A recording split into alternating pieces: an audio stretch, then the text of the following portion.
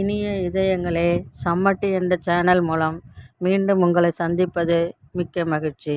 இச்சேனலின் நோக்கம் மக்களை அறியாமையிலிருந்து தூக்கிவிட வேண்டும் என்பதாகும். மக்கள் தங்கள் பிரச்சனை, கவலை, இயலாமை போன்றவற்றால் பாதிக்கப்படும் போது யாராவது ஏதாவது சொல்வார்களா, அதை செய்வோம் என்ற மனநிலைக்கு வருவார்கள். அதாவது அந்த பிரச்சனைக்கு பரிகாரம் என்ற சொல் மூலம் விடுதலை கிடைக்குமா என்று எதையும் செய்ய தொடங்குவார்கள். அது நல்லதா கெட்டதா என்று கூட யோசிக்க மாட்டார்கள்.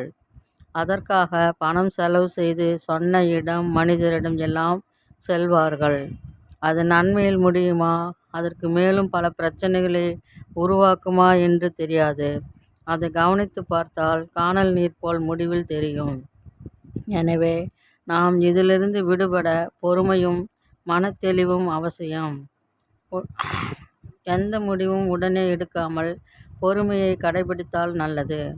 யோனா என்ற தீர்க்கதரிசி சொல்கிறார், மாயையை பற்றி கொள்ளுகிறவன் தனக்கு வரும் கிருபையை போக்கடிக்கிறான் என்று.